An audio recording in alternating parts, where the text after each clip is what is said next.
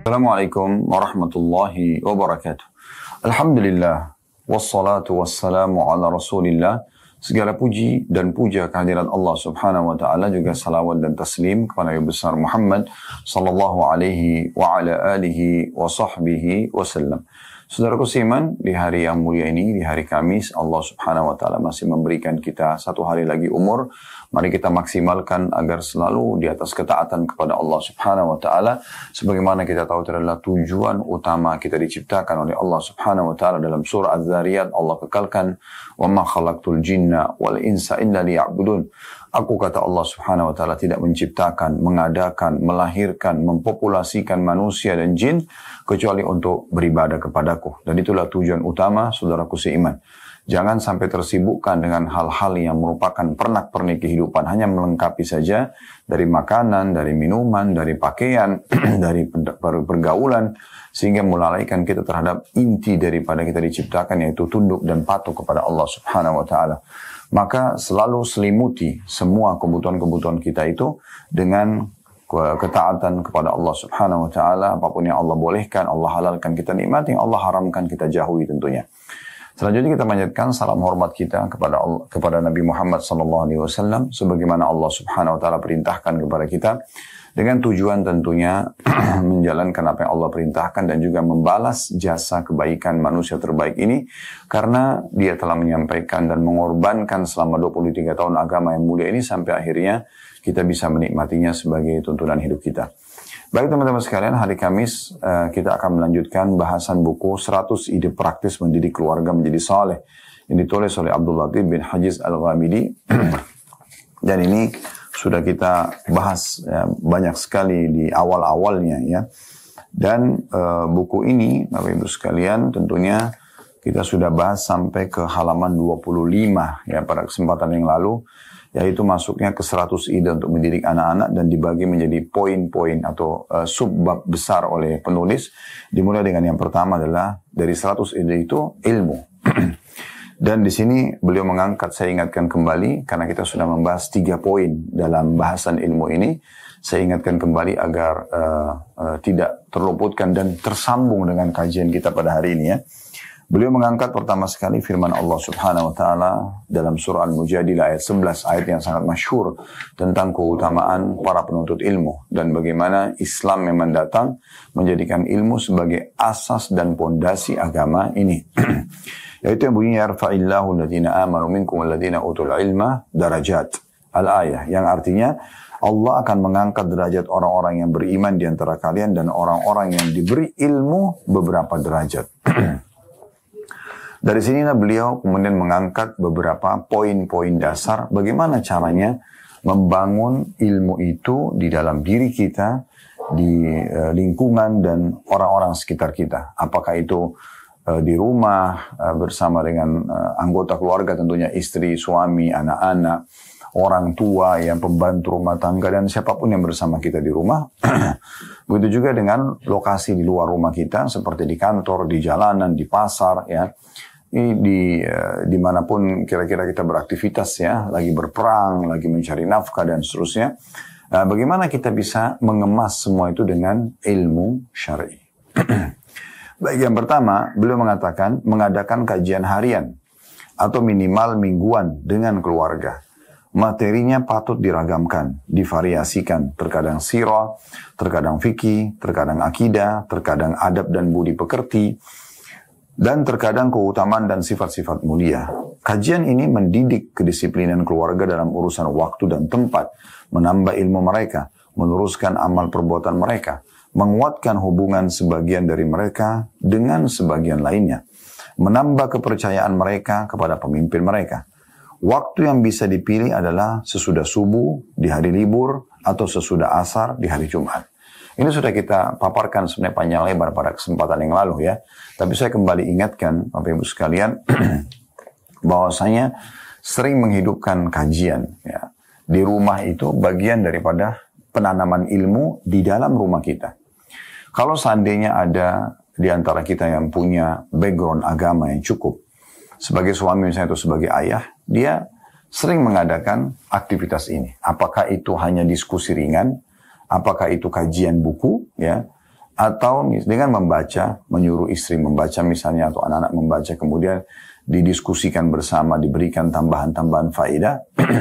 Karena memang pondasi dasarnya iman itu agar kita bisa lebih yakin kepada Allah SWT, dan kita menjadikan perintahnya sebagai pegangan hidup dan juga larangannya itu sebagai hal yang harus dihati-hati dan jangan sampai terjerumus. Itu hanya ilmu.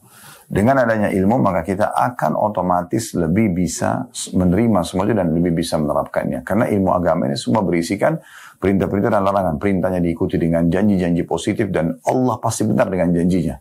Ya, innallaha la yukhliful mi'ad. Allah tidak akan pungkiri janji-janjinya. Dan dalam ayat lain, wa man asdaqu minallahi qila. Siapa yang lebih jujur daripada Allah dari pernyataan yang disampaikan.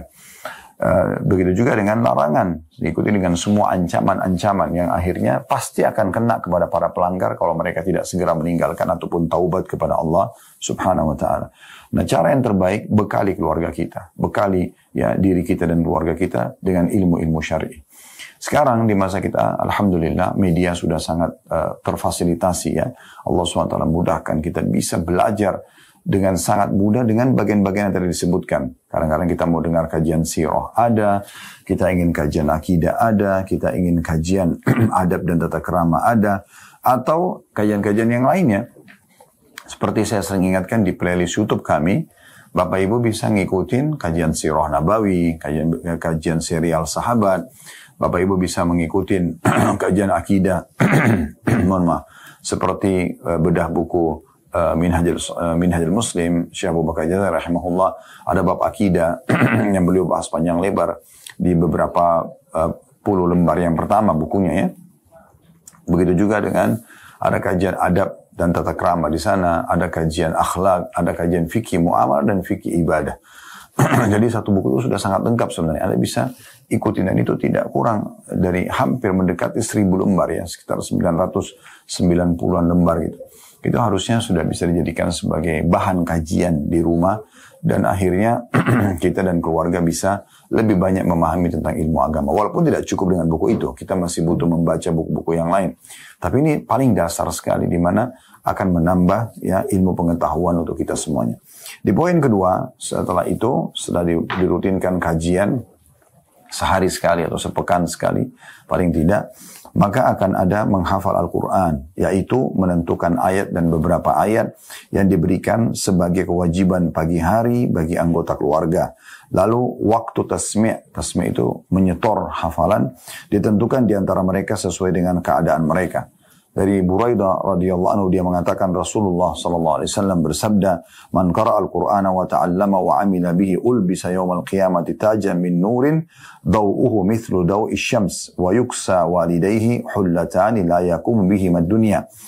Fayaqulan bima kusina hadha fayuqal bi akhdhi waladikum al-Qur'an. Barang siapa yang membaca Al-Quran, mempelajarinya, dan mengamalkannya, maka pada hari kiamat dia diberi mahkota dari cahaya. Cahayanya seperti cahaya matahari. Kedua orang tuanya dipakaikan dua pakaian kebesaran yang tak tertandingi oleh dunia. Keduanya lalu berkata, orang tua kita akan berkata, kalau kita ini suka baca Quran, kita menghafalnya, apa yang menyebabkan kami diberikan pakaian yang seindah ini? Maka dikatakan pada mereka oleh para malaikat, karena pengambilan atau penghafalan Al-Quran oleh anak-anak kalian.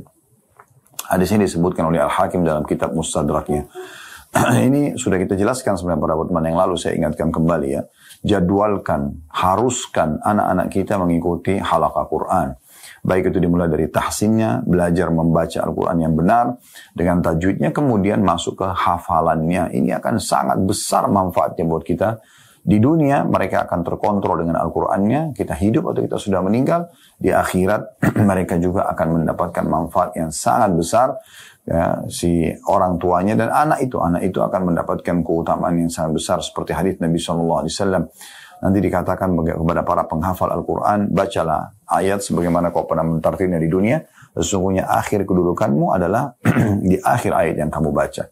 Al-Quran 6.000 ayat sekian. Kata sebagian ulama, bahwasanya tangga surga menuju ke tempat tertinggi sejumlah ayat Al-Quran. Sehingga kalau penghafal Al-Quran terus mengulang-ulanginya, secara otomatis dia akan sampai ke derajat tertinggi nanti di akhirat sana. Sementara orang tuanya juga akan ditinggikan derajatnya. Seperti yang dikatakan, ya diberikan pakaian kebesaran. Yang melihat orang-orang melihat tuh, oh ini pakaian yang sangat luar biasa, punya kelebihan yang sangat besar gitu ya. Dan itu tidak bisa tertandingi oleh dunia pun. Lalu keduanya pun kaget mengatakan dari mana ini? Para malaikat mengatakan ini adalah dari hafalan Quran anak-anak kalian. Jadi kalau itu, karena itu jangan disia-siakan ini. Dan saya sering bahasakan teman-teman, jangan wariskan keburukan ya kepada anak-anak kita. Jangan justru diwariskan maksiatnya, pelanggaran-pelanggaran agama yang pernah kita lakukan. Kita justru harus sekarang memohon kepada Allah SWT agar jangan sampai anak-anak kita terjerumus kepada kesalahan yang pernah kita terjerumus. Misalnya terlambat pakai jilbab, terlambat kenal sholat, maksudnya tutup aurat lah, laki-laki pun masuk dalam yang pertama tadi, masalah tidak pakai jilbab ataupun menutup aurat secara bagi laki-laki juga masuk. Misalnya sholatnya juga telat, puasanya masih bolong-bolong, misalnya apa saja zakat tidak diperhatikan, apa saja ini tidak boleh diwariskan kepada anak-anak. Apalagi kalau sampai kemaksiatan, dulu hamil di luar nikah atau bermaksiat, semua itu dulu diwariskan. Tidak apa-apa kok, ibu sama ayah dulu juga begitu. Ini nggak baik. Kita harus menutupi ya, kesalahan-kesalahan kita dengan ya, justru mewariskan kebaikan pada anak-anak. Kalau perlu sekarang anak-anak sudah harus hafal Quran di umur 10 tahun, 11 tahun.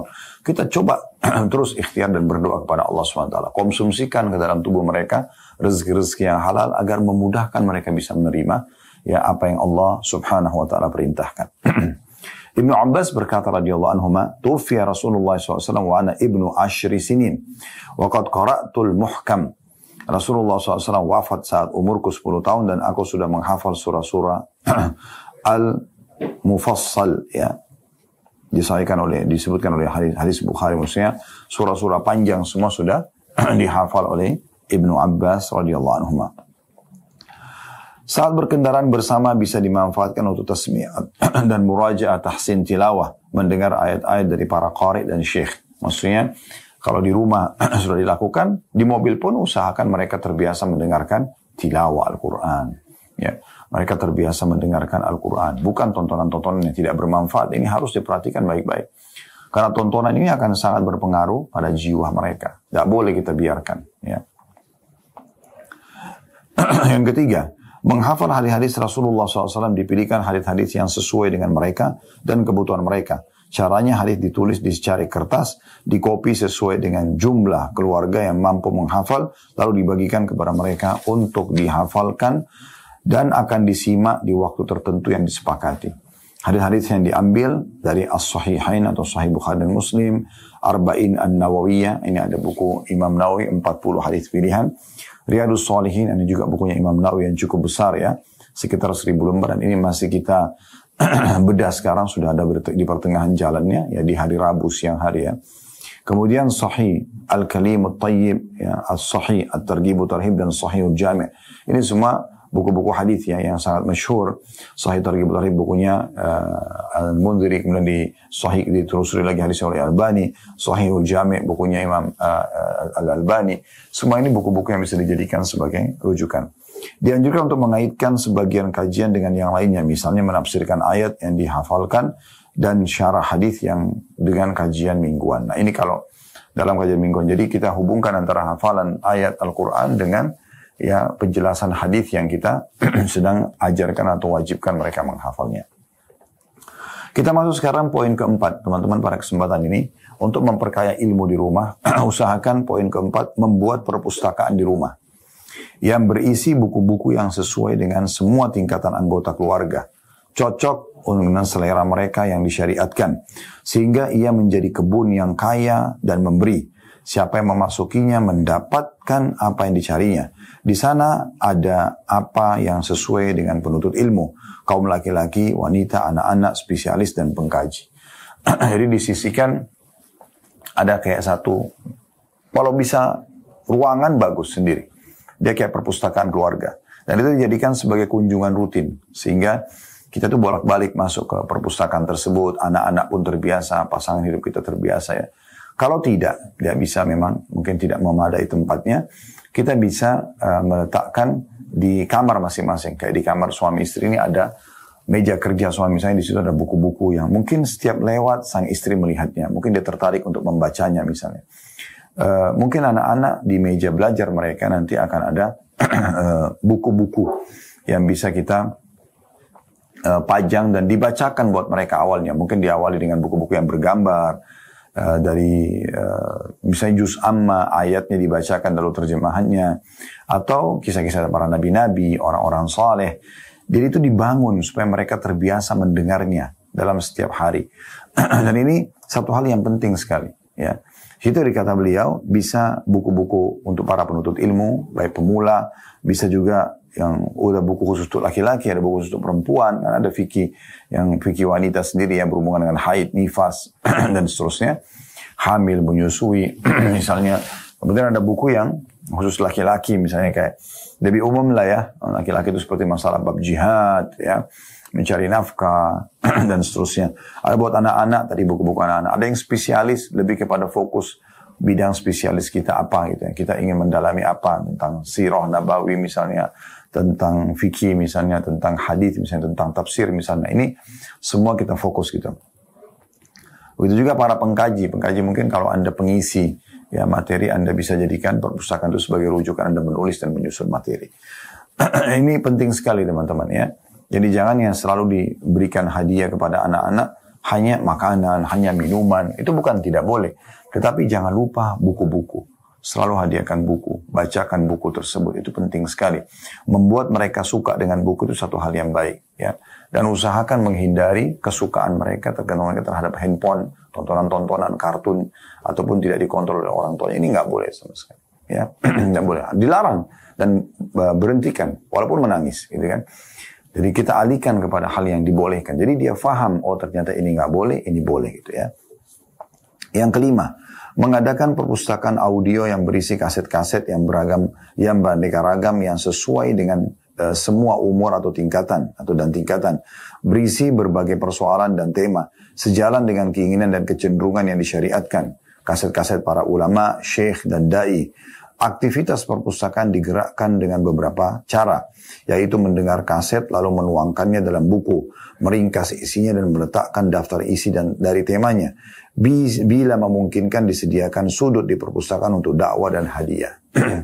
Di sini kenapa penulis berbicara tentang kaset? Karena memang beliau hidup di masa itu ya. Kita tahu di awal-awal buku ini tentunya ditulis ya. Buku ini ditulis itu di awal saya tidak temukan ya. Biasanya ditulis buku ini yang asli dalam bahasa Arab ada, tetapi tidak ditulis tahunnya. Biasanya ada tahun ditulisnya ya. Di sini cuma ada tahun mulai diterjemahkan. Itu di tahun 1443 ya. Kita sekarang 1446. 3 tahun yang lalu diterbitkan buku ini, tapi terjemahannya. Kalau melihat dari tulisan penulis di sini, syekhnya sendiri, Abdul Latif. Beliau kalau masih bicara kaset, kita tahu ini bahkan sebelum ada DVD ya.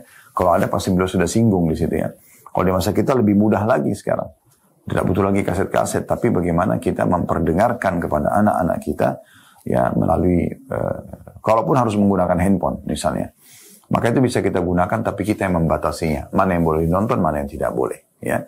Bahkan untuk bermain game pun buat anak-anak bukan dilarang, tetapi berikan sesuatu yang bisa memberikan manfaat kepada mereka ya. Saya pernah coba memberikan cuplikan selain cuplikan agama kepada anak-anak misalnya kisah nabi-nabi atau yang lain. Saya juga biasa ingatkan istri ya. Saya tidak tahu kalau saya lagi di luar rumah seperti apa, tapi saya sudah amanahkan itu agar yang diperlihatkan adalah berhubungan dengan masalah agama, diajarkan hal yang bermanfaat. Yang kalaupun dia tetap mau alihkan ke yang musik dan yang lainnya, kita harus ingatkan dan kita harus lebih tegas ya daripada anak-anak tersebut. Jangan kita yang kalah dengan anak-anak. Kenapa sih syaitan juga akan menggoda dia dengan merengeknya, dengan menangisnya. Nah, kita harus tegas. Ini nggak boleh nak. Kalau nggak mau ya sudah nggak usah. iPhone-nya akan diambil. Dia nangis pun nggak ada masalah. Itu bentuk pendidikan. Ya, daripada kita mengalah ternyata dia menonton sesuatu yang berbahaya buat dia. Dia tidak paham dan syaitan terus akan menanamkan di setiap cuplikan pesan-pesannya yang bisa berbekas di benak dan di hati dia. Oleh karena itu kita harus hati-hati sekali ya berhubungan dengan masalah ini. Dan kita selalu ingatkan ini nggak boleh, ini boleh, ini nggak boleh, ini boleh. Jadi yang boleh kita izinkan, walaupun dia lama menontonnya misalnya. Kayak kisah dengan para nabi-nabi atau kisah orang-orang saleh, semua itu penting sekali ya untuk supaya menanamkan iman dalam hati mereka, mengenal tentang peperangan Nabi SAW, kisah para sahabat dan orang-orang saleh, bagaimana mereka bisa dikenang kisahnya ya, mereka tersentuh secara keimanan itu sangat bagus ya. Begitu juga dengan kalau Anda mau mulai dengan juz 30 bisa. Juz 30 dalam Al-Quran itu banyak menceritakan tentang umat-umat sebelum kita. Itu penting sekali untuk digarisbawahi, ya. Dan mengingatkan tentang siksa, tentang kematian, kubur, surga dan neraka itu ada di juz 30 banyak, dan itu tidak sulit karena surah-surahnya pendek-pendek, ya. Itu bisa kita mulai dari situ tentunya. Nah, di sini bisa kita gunakan media-media tersebut, ya. Dan perpustakaan di rumah ini atau baca buku atau diskusi agama harus selalu dihidupkan, jadikan sebagai bahan utama untuk didiskusikan, ya. Para istri jangan juga ingatkan kesempatan emas untuk pada saat suami datang dan memang lagi santai bisa ngobrol masalah agama, gitu kan. Apakah suaminya mungkin masih jauh dari agama, dia bisa memberikan masukan-masukan positif agar peduli dengan pendapatan halal di luar sana. Jangan lalai meninggalkan, jangan sampai meninggalkan sholat tepat waktu dan segala macam dengan cara-cara yang santun. Itu juga dengan mungkin kalau suami justru paham agama itu lebih mudah. Dia tinggal datang bertanya masalah hukum-hukum agama. Dia membaca buku misalnya ditandain sama dia di rumah, dia dengarkan program ceramah ditandain di menit keberapa yang dia perlu diskusikan sama suaminya. Maka semua itu adalah hal yang sangat baik tentunya, ya. Kemudian teman-teman sekalian, setelah menghidupkan perpustakaan di rumah dengan buku-buku dan audio, mungkin dengan visual juga, dan kita jadikan itu sebagai sebuah program keluarga, maka kita pindah ke poin ke-6, masalah kisah-kisah. Ini adalah bala tentara Allah yang dengannya Allah menggugah akal manusia, meneguhkan hati mereka. Jadi bagaimana pikiran kita memikirkan, hati kita juga tergugah, tertanam rasa iman dalam hati. Ia memberikan pelajaran dan nasihat. Ini bisa dipakai sebagai media dakwah. Sebagian dari kisah-kisah Nabi-Nabi alaihimussalatu wassalam dan kejadian-kejadian yang tercatat dalam sejarah disampaikan kepada keluarga, khususnya dalam masa rehat dari kelelahan jasmani dan rohani. Sangat bagus manakala anak-anak muda diperdengarkan kisah Ashabul Ukhdud, ya. Sangat bagus bila para istri diperdengarkan hadits Ummu Dzara, ya. Sangat bagus bila orang-orang dewasa diperdengarkan kisah para nabi dan rasul. Nah, kalau kisah tentang Ashabul Ukhdud, ashab jamak daripada sahib, ukhdud parit, ya. Jadi di masa dulu sebelum Nabi SAW diutus, pernah ada kisah Ashabul Ukhdud, ya. Seorang raja Yahudi yang sangat zalim, mereka membantai kaum Nasrani di masa itu belum diutus Nabi Muhammad SAW, ya. Sehingga ajaran agama yang terakhir agama Nasrani di saat itu.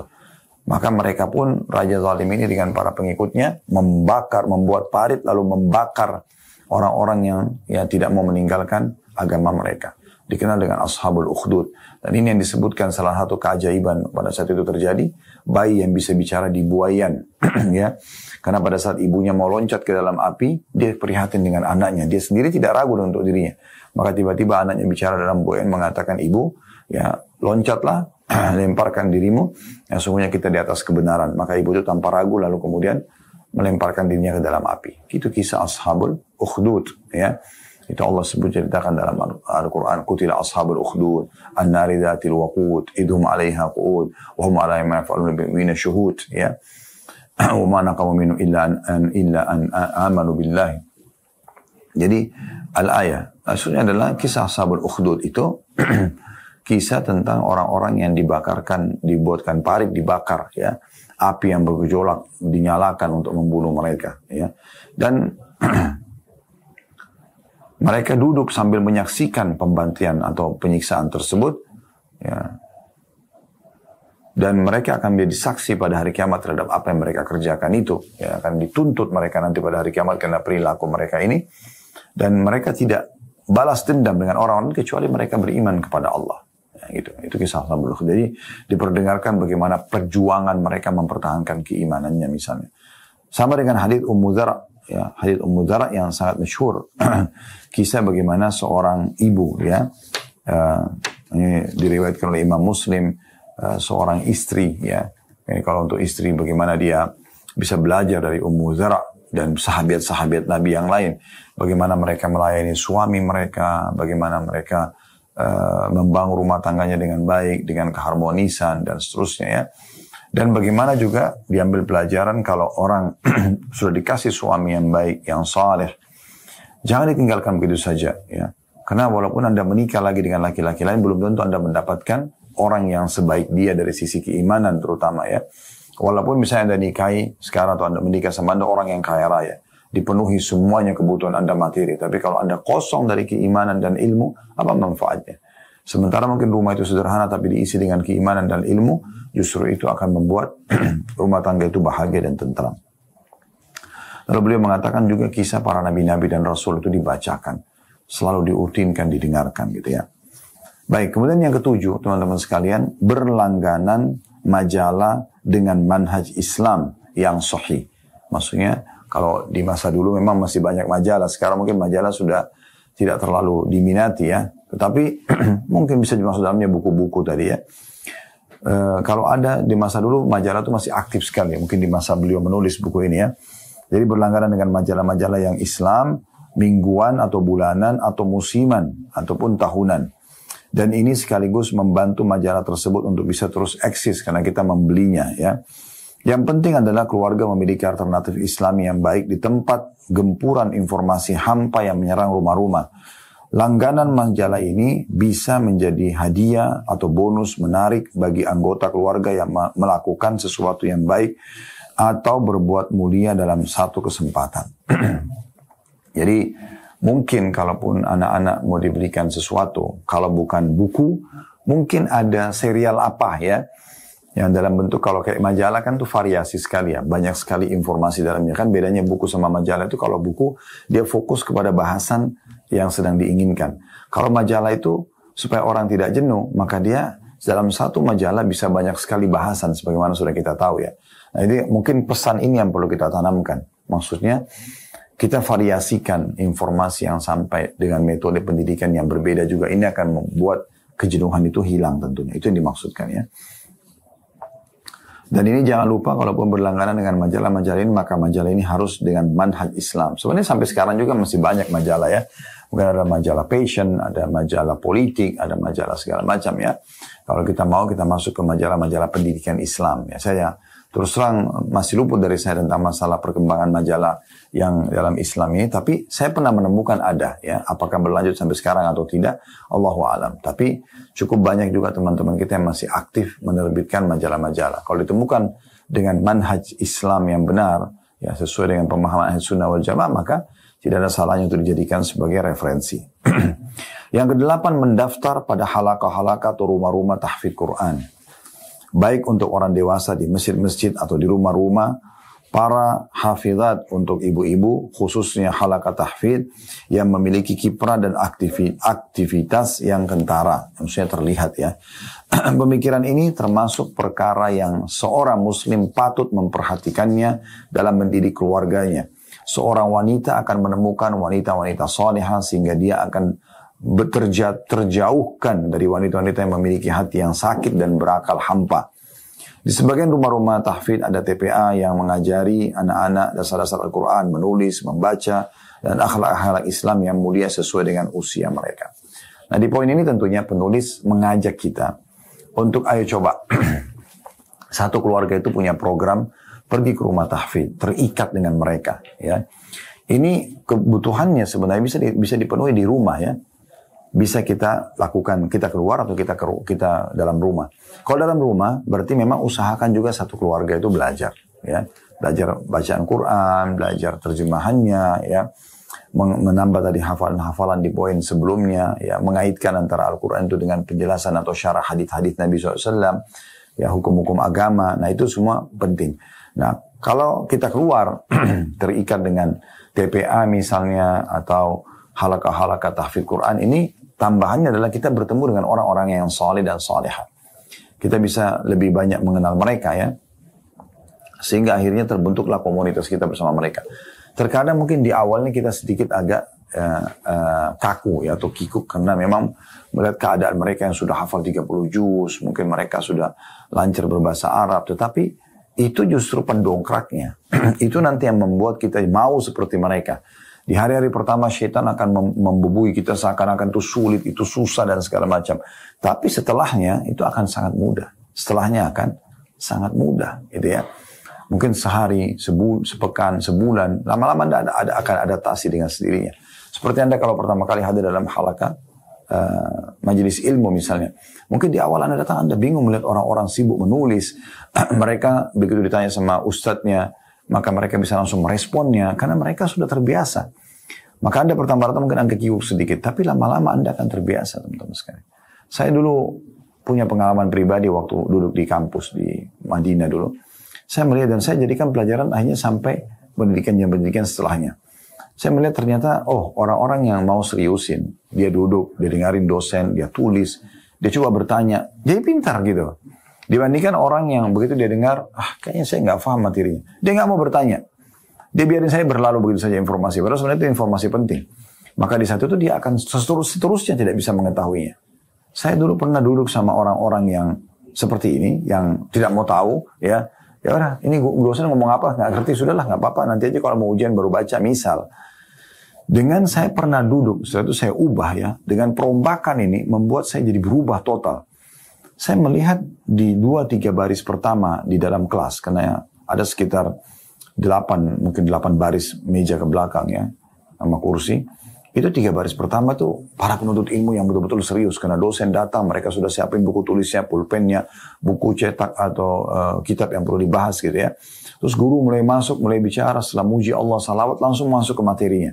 Mulai dari pertama tuh mereka sudah diskusi sama gurunya, sama dosennya.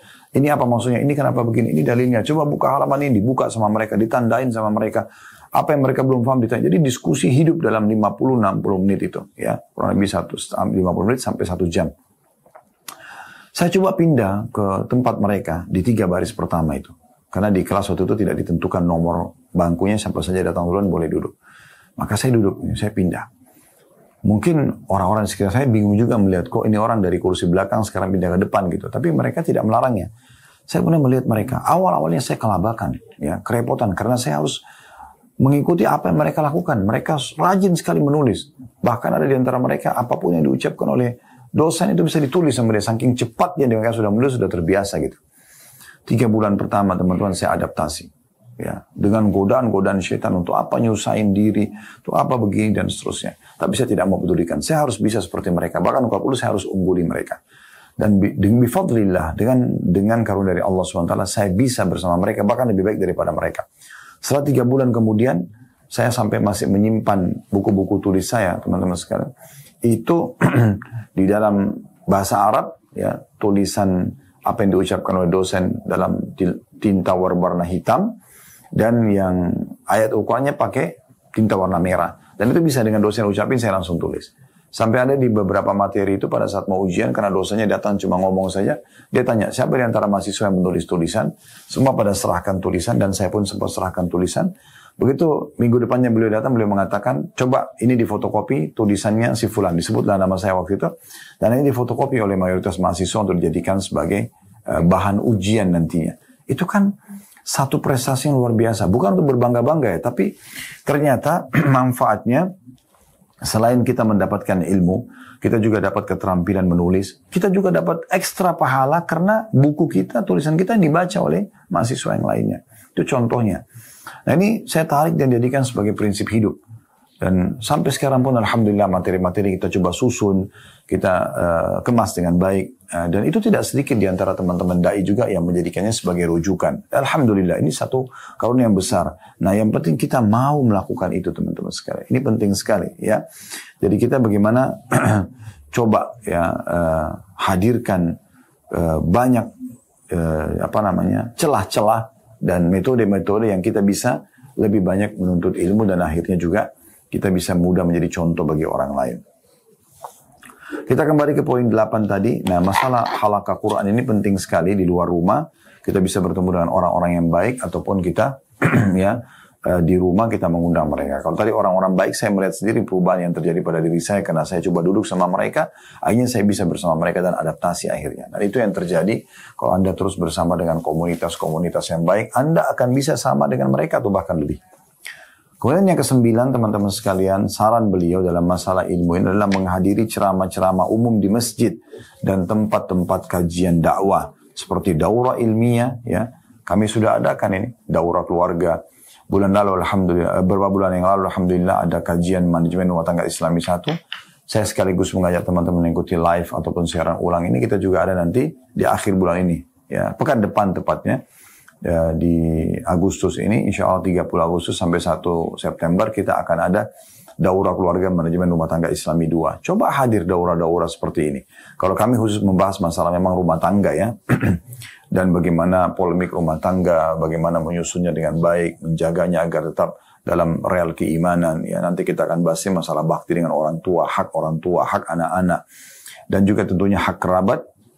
Nanti akan terus ada manajemen rumah tangga Islami 3, 4, 5, sampai 10 insya Allah kita akan buat nanti pertemuan demi pertemuan. Itu perlu dihadiri. Atau Anda datang kajian-kajian umum di masjid juga ada kajian kami kayak di Blok M misalnya hari Rabu malam ya ada kajian dosa-dosa besar. Pekan pertama, pekan kedua, pekan ketiga kayak semalam Rabu ketiga kita membahas tentang inspirasi hijrah.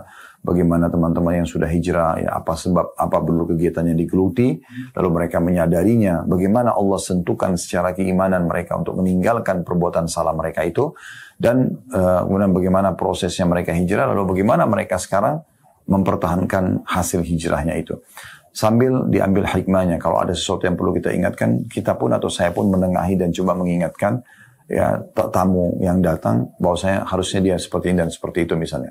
Kalau dia sampaikan sesuatu yang sudah benar sesuai dengan teori agama, kita berikan dukungan tentunya. Dan itu jadi pelajaran bagi orang lain. Pekan keempat kita isi semua tanya jawab yang sudah masuk di media yang belum terjawab dari umat ini kita coba jawab. Nah itu kan bagus sekali dan bukan cuma ceramah kami, ceramah banyak orang Anda bisa hadiri juga. Seperti ceramah di siang ini walaupun misalnya Anda online dari kantor, Anda lagi istirahat makan siang. Daripada Anda cuma memperhatikan makanan itu, minuman itu, mengobrol kosong sama teman. Apa susahnya sih? Sambil dengerin pakai headset misalnya agar tidak mengganggu orang lain. Anda putar ceramah itu. Atau Anda duduk satu meja sama teman-teman di satu ruangan VIP misalnya. Sambil kita makan kita ikutin yuk kajian live-nya Ustadz Khalid misalnya. Diputarlah. Tidak ada salahnya orang sambil makan sambil mendengar. Mengisi waktu 1 jam hal-hal yang positif. Itu kan bagus sekali ya. Contohnya. Nah ini perlu dihidupkan. Jadi poin 9 ini beliau mengajak kita semua menghadiri ceramah-ceramah umum baik di masjid, di tempat-tempat kajian dakwah, juga seperti daurah ilmiah. Ini mengandung faedah besar berupa pahala yang didapatkan, ya, memperbanyak angka orang-orang saleh. Mungkin di antara teman-teman yang kita ajak itu ada yang belum dapat hidayah, tapi dapat hidayah disebabkan karena diajarkan tadi ya, menyimak tanya jawab yang terjadi di sana antara para ulama, para dai dan penuntut ilmu. Dari Abdullah bin Umar radhiyallahu anhu dia berkata Rasulullah SAW bersabda la tamna'u nisaa hududahunna minal masajid idza sta'dzankum. Jangan menghalangi kaum wanita untuk mendapatkan bagian mereka dari masjid bila mereka meminta izin kepada kalian. Hadis ini riwayat Muslim. Dari sini teman-teman sekalian kita bisa lihat bagaimana sebenarnya ya penyampaian Nabi SAW agar menghidupkan masjid. Bahkan perempuan pun yang lebih afdal sholat di rumah tetap dianjurkan bisa datang ke masjid terutama untuk halaqah ilmu. Nah itu penting sekali halaqah ilmunya. Jadi mereka kalau datang dalam masjidnya. Kalau ada yang mengatakan Ustaz saya kan cukup online. Itu kalau darurat ya.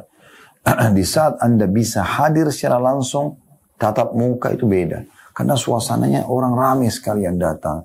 Orang semua pada sibuk menuntut ilmu, itu akan menjadi pengalaman pribadi yang Anda sulit untuk dapatkan kalau Anda sendirian online. Lagi sambil baring-baring di rumah, minum kopi, itu beda dengan Anda langsung hadir kan gitu. Walaupun boleh saja online, tapi jangan lupakan halaqah-halaqah yang harusnya Anda hadiri di masjid-masjid. Nah seperti itulah. Lalu kata penulis, dianjurkan juga bisa berperan serta dalam mengajukan pertanyaan atau meringkas isi ceramah untuk menjaga ilmu yang disampaikan agar tidak terlupakan. Nah, 2 pesan di sini ya. Jadi bisa juga bertanya kalau memang ada yang perlu ditanyakan. Bukan untuk mengetes pemateri, menyaingi para ulama dan para dai, tetapi bagaimana Anda memang butuh untuk mengetahui hukumnya. Insya Allah dengan ketulusan ini Allah akan catatkan pahala dan bisa saja pertanyaan Anda pada saat dibacakan dan dijawab menjadi penyebab orang lain mengetahui dan mendapatkan hidayah kan gitu. Begitu juga dengan jangan lupa tulis kesimpulannya. Handphone Anda kalau Anda aktifkan tulis kesimpulan. Ya, kemudian Anda tulis misalnya kajian di Blok M hari Rabu malam materinya ini. Kesimpulannya adalah bahasanya 1, 2, 3, 4, 5. Anda berisi lalu Anda kirim ke grup-grup terdekat Anda misalnya keluarga, teman-teman gitu kan. Jadi berisikan manfaat. Dari mana Anda tahu mungkin sekian ratus orang itu ada yang dapat faedah di situ. Ya, ada yang dapat faedahnya ya Allahu alam. Jadi ini poin penting untuk digarisbawahi tentunya ya. Kemudian tidak kalah penting di situ adalah poin ke 11 atau poin ke 10-nya ya. Ini masih berhubungan harus sama lain masalah penuntutan ilmu. Jadi selain kita menghadiri juga ceramah-ceramah di masjid atau daurah-daurah ilmiah, ya termasuk perempuan juga kita izinkan untuk ya pergi ke masjid, hadir, mendengarkan walaupun mereka lebih afdal sholat di rumah ya. Karena suasananya berbeda. Kalau tidak, minimal sekali memang online di rumah ya. Yang ke-10, mengundang sebagian dai dan penuntut ilmu untuk hadir ke rumah. Ini juga bisa ya. Mereka datang, kita kumpulin kerabat kita kumpulin orang-orang yang kita kenal, teman-teman berkumpul, tidak harus di masjid, tapi di rumah juga bisa ya. Lalu bertanya kepada mereka tentang hal yang diperlukan oleh anggota keluarga dengan bahasa langsung atau tidak langsung sesuai dengan keadaan. Khususnya para dai-dai wanita dan orang-orang yang dikenal memberikan kebaikan kepada orang lain. Betapa besar efek dan dampaknya karena seorang wanita lebih tergugah oleh apa yang dia lihat dibandingkan oleh apa yang dia dengar. Jadi di sini kita panggil dai-dai. Kalau ada dai-dai muslimah ya yang sudah berbobot, kapabilitas ilmunya sudah cukup, dahulukan mereka. Biarkan mereka datang untuk mengisi kajian ibu-ibu misalnya. Tapi kalau belum ada, maka boleh Anda panggil ustadz-ustadz yang kompeten di bidangnya, yang punya kapabilitas ilmu cukup, menurut Anda bagus, datangkan mereka. Mungkin setengah jam, 1 jam, 2 jam kajian cukup untuk menjadi penyebab orang-orang yang hadir itu semuanya itu akan ya mendapatkan faedah yang sangat besar, menjadi penyebab hidayahnya mereka. Itu luar biasa itu ya. Dari mana Anda tahu subhanallah dalam satu pertemuan itu sudah cukup membuat misalnya 50% orang situ sholat tahajud setelahnya, sholat duha setelahnya, rajin berzikir setelahnya, bertobat dari dosa-dosa mereka setelahnya, silaturahim dengan keluarganya setelahnya, ya, menjenguk orang sakit setelahnya, bersedekah setelahnya, dan seterusnya. Ya. Atau malah lebih semangat menuntut ilmu setelahnya. Ya. Berapa banyak Anda tidak sangka orang yang dapat hidayah karena kajian-kajian yang Anda buat. Jadi di sini kami memberikan dukungan secara khusus para ketua, para panitia pengajian ya. Tapi ikhlaskan niat Anda. Anda pun butuh berkorban. Jangan jadikan majelis ilmu itu justru kesempatan ngumpulin duit misalnya ya. Jadi sebarin kotak atau ambil uang dari peserta di situ yang datang ke rumah Anda. Lalu kemudian uang itu justru Anda gunakan ya tanpa ada terlibat sama sekali. Bukan berarti tidak boleh kalau orang mau bersedekah, orang mau nyumbang, itu silakan saja. Tapi kalau Anda sendiri kumpulin dan Anda tidak terlibat, kabura maqtan indallah an taqulu ma la taf'alun. Besar berat di sisi Allah kalian mengucapkan tanpa mempraktikannya gitu ya. Kenapa Anda tidak menjadi donatur yang pertama? Ya kan gitu. Bukan cuma tempat, memang Anda pun menyiapkan. Bahkan Masya Allah ada sebagian panitia, dia menyiapkan tempatnya, dia menyiapkan konsumsinya, dia menyiapkan transport ustadznya, itu sangat luar biasa. Dia tidak pungut dari jamaahnya pun, itu pengorbanan yang sempurna. Dan dia akan dapatkan pahalanya menyenangkan dia pada hari kiamat nanti tentunya ya. Tapi ada juga orang mungkin karena dia buat pengajian, dia pikir itu butuh untuk pembiayaan dan segala macam. Mungkin dia tidak punya kemampuan, maka dia coba buka. Mungkin ada yang mau, oke. Tapi ingat, uang itu memang untuk kajian tadi. Ya, bukan untuk Anda gunakan pribadi misalnya. Nah itu penting untuk digarisbawahi, supaya betul-betul nanti jadi berkah majelis ilmu tersebut. Kalau Anda bisa meraih pahala itu sendiri, kenapa harus dibagi-bagi sama orang lain? Kan begitu. Nah itu poinnya. Jadi ini juga poin penting yang ke-10, bagaimana kita selalu sibuk. Ya, ini berlanjut terus ya. Poin 9 dan 10 ini sangat erat hubungannya. Karena 9 tadi kita hadir ke ceramah-ceramah umum di luar. Hadiri daurah-daurah ilmiah ya. Daurah sehari, semalam. Daurah beberapa hari ya. Pesantren kilat kalau kita ya. Itu juga yang ke-10 adalah bagaimana kita mengundang para da'i-da'i untuk datang ke rumah kita dan kemudian mereka mengisi ya. Di situ materi-materi yang sangat penting untuk bisa kita bahas. Dan lebih mengerucut lebih bagus. Misalnya bahas tentang sebuah buku. Buku itu nggak usah tebal-tebal dulu. Yang kecil-kecil ya. Kemarin kami baru membahas buku tentang buah manisnya kesabaran misalnya. Kita bahas masalah sabar saja. Setelahnya saya lanjut ada bahasan buku tentang keajaiban doa ya. Cara diterimanya doa dan segala macam. Itu mengerucut itu sangat bagus. Sehingga selesai, Anda sudah selesai membahasnya, jemaah pun sudah fokus kepada satu materi. Itu sangat bagus. Itu sangat bagus. Nah, ini poin penting juga untuk digaris bawahi tentunya ya. Baik, kita lanjutkan poin ke-11 teman-teman sekalian. Dan poin ke-11 ini mungkin dengannya kita akan tutup ya. berhubungan dengan masalah menuntut ilmu ini, yaitu menyiapkan papan tulis. Ya. Ia digantungkan di salah satu dinding di rumah yang sering dilihat oleh penghuni rumah. Ditulis di sana sesuatu yang memberikan manfaat kepada penghuni rumah, seperti hikmah harian, sebagian ayat atau hadits, khususnya zikir-zikir, karena sering terlihat maka ia akan menempel pada ingatan dengan sedikit tambahan konsentrasi, maka ia akan dihafal. Nah ini mungkin masih jarang dilakukan ya. Jadi mungkin ginilah, kalau ada hiasan dinding ya, yang biasa kita dindingkan tuh bagus tuh, indah, ya, bagus pemandangan. Tapi kan itu tidak ada pesan spiritualnya, ya tidak ada pesan spiritual. Nah ini contohnya, saya mau berbagi pengalaman juga ya. Walaupun ini saya pun masih belum maksimal dalam melakukan ini, tapi insya Allah saya akan coba terapkan juga di rumah lagi ya, ke depannya biidznillah ta'ala. Jadi memang saya pernah menghafal, atau sering saya menghafal, kadang-kadang saya menghafal, ada syair-syair, pesan-pesan para ulama, potongan hadis, potongan ayat, dan terngiang-ngiang. Itu dulu karena di kampus kami, di building itu kebetulan memang karena tidak pakai lift. Ada 5 lantai, ada 4 lantai building, kami tinggal di asrama dulu di Madinah. Tapi ada ijtihad, ada upaya yang dilakukan oleh para petugas yang memang mengawasin building itu, mengingatkan teman-teman yang waktu sholat itu diingatkan pada keliling di kamar, ayo sholat, waktu sholat disuruh ke masjid misalnya. Dan dari tangga, dari satu lantai ke lantai yang dibawa, misalnya dari lantai 5 turun ke lantai 4, lantai 4 turun ke 3, 3 ke 1, 2, 2 ke 1, sampai keluar. Itu di jedah tangga itu ada ditempel di dinding, pakai kertas, waktu itu masih kertas karton biasa ya. Kemudian ditulis pakai spidol dengan orang yang kaligrafinya bagus, misalnya Imam Syafi'i berkata, ya, Imam Ahmad berkata, Imam Malik berkata misalnya, atau sebuah hadits atau sebuah ayat ditulis. Karena itu dibiarkan selama seminggu atau sampai 10 hari. Jadi setiap hari karena kita turun terus ke kampus, ya pergi ke masjid, mau pergi ke restoran makan, mau aktivitas olahraga, kita turun terus naik juga membaca itu, lama-lama jadi hafal subhanallah. Ya, mungkin tidak semua orang tersangkut untuk bisa menghafalnya, tapi itu terjadi. Ya, saya masih ingat dulu ada satu hafalan syair Imam Syafi'i rahimahullah wasafir bisafir khamsu fawaidin. Safarlah kalian, kan dalam safar itu ada 5 faedah yang bisa didapatkan. Tafriju hammin, yang menghilangkan kesumpekan, kesedihan, wa iktisabu ma'isyatin, kemudian mendapatkan pendapatan dengan safar dapat pendapatan untuk kebutuhan kita, yang maksudnya pekerjaan. Kemudian ilmu, wa adabun, tata krama, wa suhbatu wajib, dan persahabatan yang bagus gitu ya, yang setia. Ini saya pernah hafal di dinding, ditulis di kampus dulu.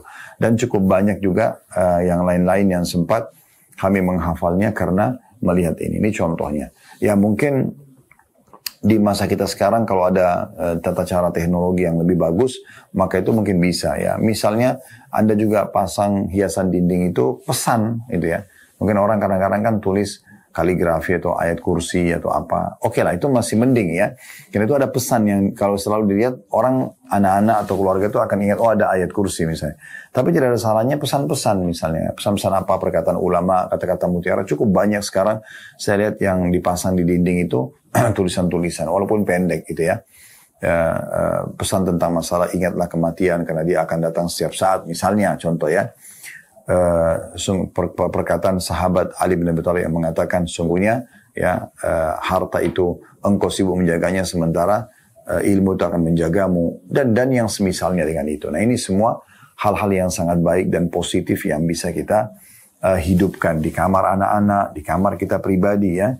Dan ini sangat bagus. Mungkin kalau ada tadi saya bilang teknologi lebih canggih lagi, misalnya dia dalam bentuk TV, dan TV itu berputar pesan-pesan. Nah, ada juga satu poin penting. Saya pernah sholat di satu masjid.